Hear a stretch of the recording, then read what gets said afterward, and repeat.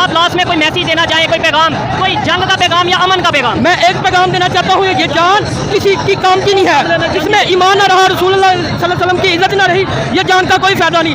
जंग करो, उनका सर उतारो, उनको खत्म कर दो, यही सब कुछ है। आप क्या में कुछ नहीं। आप क्या कहना चाहेंगे? अल जिहाद लब्बैक, अल्लाह ने कुरान में जिहाद का हुक्म दिया है और जिहाद हम पर फर्ज किया गया है। मुस्तफ़ा करीम अलैहिस्सलाम और कुरान की इज्जत से बढ़कर कोई चीज़ ऐसी नहीं है कि जिसके लिए हम अपनी जानें जो है वो बचा कर रखें। हमें चाहिए कि हम कुरान के लिए, हम अज़मत मुस्तफ़ा के लिए, हुजूर की खत्म नबूवत के लिए जिहाद करेंगे और इंशाअल्लाह वो जो फ़र्ज़ अल्लाह रब्बुल इज़्ज़त ने हम पर किया है हम ज़रूर जिहाद करेंगे और जिहाद होना चाहिए। जोई साहब ये बताएं, 10-15 दिन पहले अफसोसनाक वाक़या पेश आया स्वीडन में। आज 10-15 दिन गुजर जाने के बाद प्रोटेस्ट रिकॉर्ड करवाने का क्या मकसद है? पूरी दुनिया में तो उसी टाइम प्रोटेस्ट हम उसी दिन से करा रहे हैं जिस दिन कुफार के ने, स्वीडन के दहशतगर्दों ने हमारे साथ मजहबी दहशतगर्दी की है।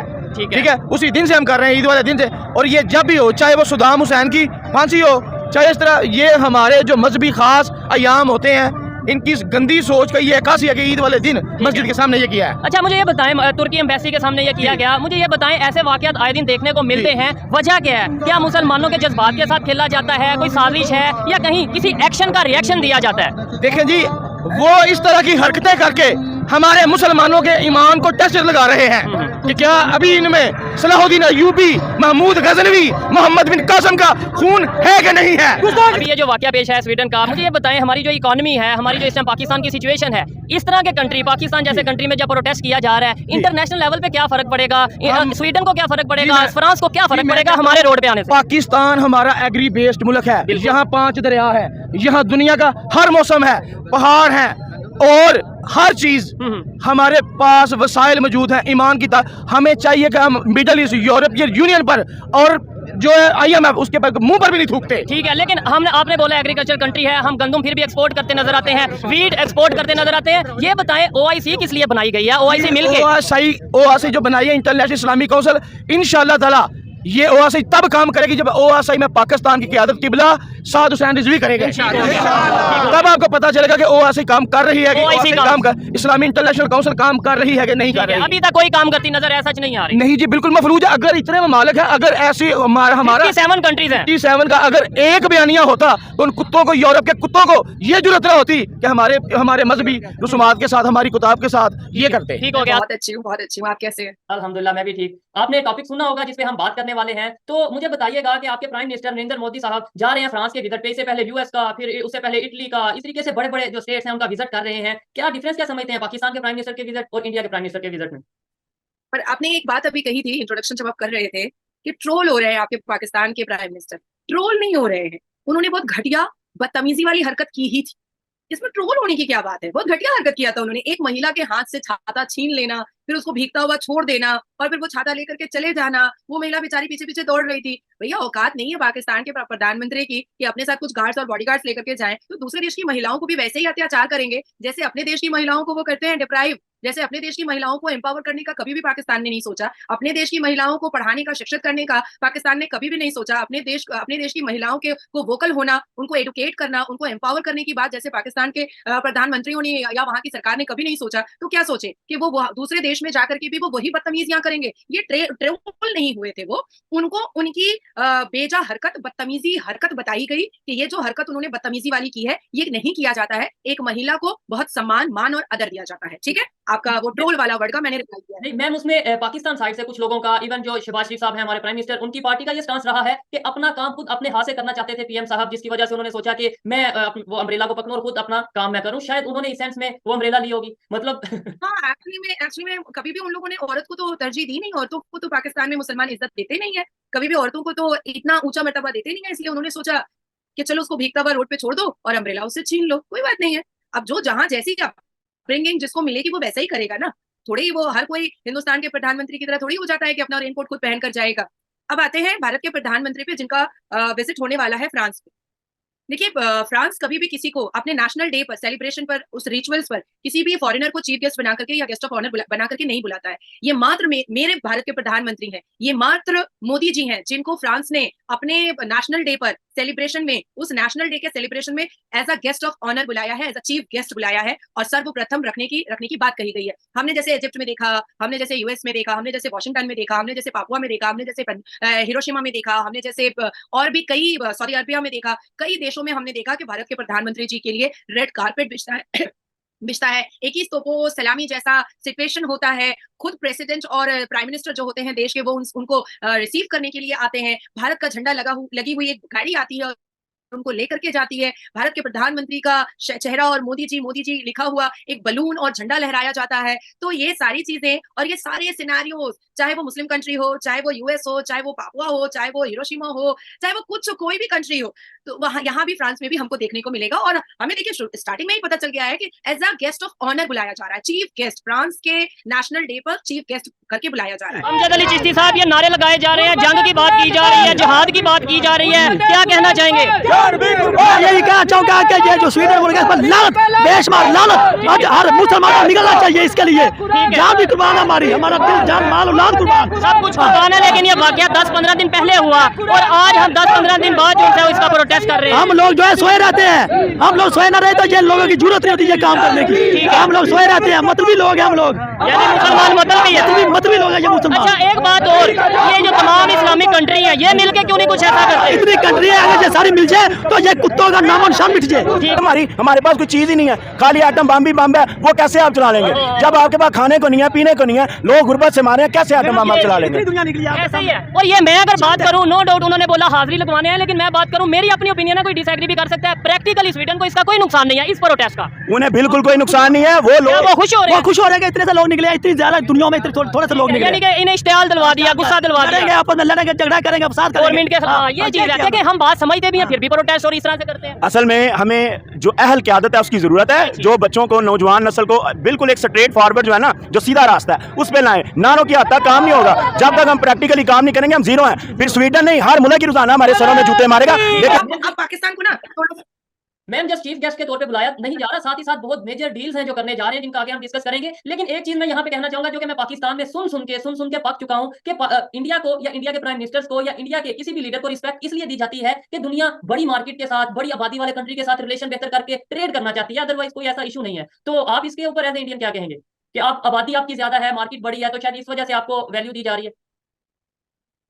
अभी मैं और आप क्या कर रहे हैं? हम तो बात कर रहे हैं, डिबेट कर रहे हैं और इश्यूज पे। आपका कोई फायदा नहीं है, उससे आपका कोई फायदा नहीं है या मेरा कोई फायदा नहीं है। मेरा फायदा पब्लिसिटी का है और आपका भी फायदा पब्लिसिटी का है कि आपका चैनल और रेनाउंड हो। इसलिए आप हम जैसे स्पीकर्स को लेकर के आते हैं, तो इससे एक रिश्ता तो बन गया है ना, चाहे स्पीकर और एंकर का ही हो, रिश्ता तो बन गया है ना। तो देखिए पाकिस्तान जगह जाकर के कटोरा फैलाने की जो फितरत और नेचर है वो तो हिंदुस्तान की है नहीं। हिंदुस्तान बहुत तरक्की याफ्ता देश है, हिंदुस्तान की जीडीपी 7.2% है, हिंदुस्तान का डिफेंस 4 पोजीशन पर है, हिंदुस्तान में जितने भी जो इकोनॉमिकल ग्राफ है वो अभी बहुत ऊंचे जा चुके हैं, हिंदुस्तान की जीएसटी का आंकड़ा आप टच नहीं कर सकते हैं, हिंदुस्तान में जितने भी टेक्निकल काम हो रहे हैं, डिजिटल काम हो रहे हैं, इसको आप लोग सपने में भी नहीं सोच सकते, डार्क फैंटेसी है अभी पाकिस्तान के लिए।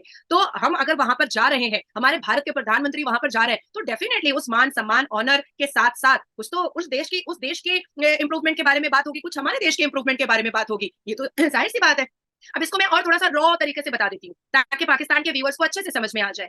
पढ़े लिखे लोगों के बीच में पढ़ा लिखा ही बैठता है और जाहिल को जाहिल की ही सराउंडिंग अच्छी लगती है। जैसे कुत्ते के भीड़ में कुत्ता ही बैठता है और शेर के साथ शेर ही बैठता है, तो उसी तरीके से जब दो तरक्की याफ्ता देश आपस में मिलता है तो तरक्की की बात होती है, इंप्रूवमेंट की बात होती है, डेवलपमेंट की बात होती है, अच्छी चीजों की बात होती है, एनवायरनमेंट की बात होती है, ग्रोथ की बात होती है।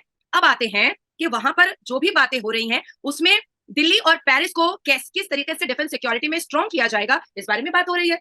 तो भाई एक तरक्की याफ्ता देश मिल रहा है और एक टेक्निकल देश मिल रहा है, एक इम्प्रूव देश मिल रहा है, तो अच्छी और खूबसूरत और डेवलप वाली बात ही होगी ना। अब आपके पाकिस्तान के प्रधानमंत्री की तरह कटोरा लेकर के तो सब नहीं चला जाएगा ना। हम तो तरक्की की बात करते हैं क्योंकि ये हमारा जो हिंदुस्तान है वो तरक्की याफ्ता देश है, बहुत बहुत डेवलप देश है, तो जाहिर सी बात है कि हम तरक्की की बात करेंगे। अब मैं और एक चीज इसमें एडिशन करना चाहूंगी क्योंकि काफी बर्नौल की जरूरत पड़ गई है पाकिस्तान को और काफी मुझे लगता है कि ईच गार्ड की भी जरूरत पड़ती रहती है क्योंकि खुजली, जलन, हसद ये सब पाकिस्तानों का जन्मसिद्ध अधिकार है। अब ये कहेंगे कि भाई अभी तो फ्रांस में इतना दंगा हो रहा है, अभी तो फ्रांस में इतना कुछ हो रहा है, पर उसका एक भी इफेक्ट इस विजिट में नहीं होने वाला है। और फ्रांस के गवर्नमेंट ने पहले ही पाकिस्तानियों को वार्न कर दिया है कि भैया तुम्हारा आना तो बैन है मेरे देश में। अब न्यूज नहीं मिली, नहीं बैन का मैंने इस बारे में अभी तक खबर नहीं देखी कि पाकिस्तानियों को फ्रांस में। आए हैं, जिसको भी पाकिस्तान में ये खुजली मची है या उनको हसद और जलन और छोटा सा हार्ट अटैक आ रहा है कि वो फ्रांस के का जो भगदड़ मचाया है मुसलमानों ने, घुसपैठी है मुसलमानों ने, उसकी वजह से इस विजिट में थोड़ा सा भी प्रॉब्लम होने वाला है, तो रत्ती भर का 0.1% भी प्रॉब्लम नहीं होने वाला है। हमारे एनएसए के डायरेक्टर अजीत डोवल जी पहले ही वहां पर विजिट करके सब कुछ देख चुके हैं। इंशाल्लाह जब तहरीक लब्बैक हुकूमत आएगी तो स्वीडन को और फ्रांस को इंशाल्लाह पहली फुर्सत में बम गिराएगी इनके ऊपर। अच्छा, बम गिराया जाएगा इंशाल्लाह इंशाल्लाह। जो गुस्ताखे रसूल हैं उनकी एक ही सजा है, मनसब नबीयन, मनसब नबीयन। इमरान भाई यहाँ पे इस मौजूद हैं बड़ी तादाद में लोग, किस मकसद के लिए मौजूद है यहाँ पे? हम यहाँ पे अज़मत कुरान के लिए आए हैं और हम उन स्वीडन के कुत्तों को ये बताना चाहते हैं कि हम कुरान के लिए, हम अपने नबी पाक सल्लल्लाहु अलैहि वसल्लम के लिए अपनी जान भी निछावर कर सकते हैं, अपना माल भी पेश कर सकते हैं, अपनी इज्जत आबरू सब कुछ हुजूर की इज्जत के लिए है और हम यही पैगाम देने के लिए आए हैं कि हुजूर की इज्जत सबसे अव्वल है। ये करनी है, जब सलाम नहीं है, ईमान नहीं है, तो जान की किस बात की परवाह करनी है? ठीक है। ये जान किस काम की, ये ईमान किस काम का? हम ये गुस्ताखी बर्दाश्त करें?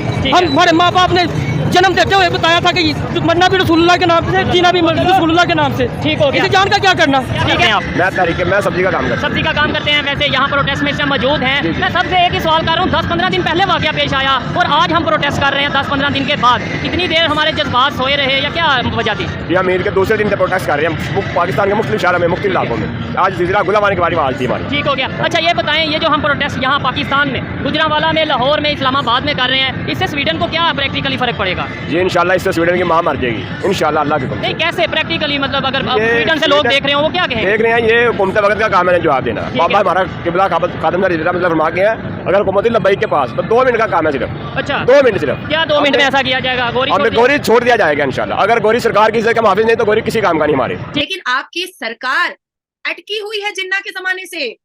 जिन्ना के जमाने से आपकी सरकार जहां अटकी थी वहीं अटकी पड़ी है और वो देश कभी तरक्की नहीं कर सकता जो देश शिक्षित ना हो, जिस देश में महिलाओं का सम्मान ना हो, जिस देश में महिलाओं को शिक्षित ना किया जाए, उनको सम्मान ना दिया जाए।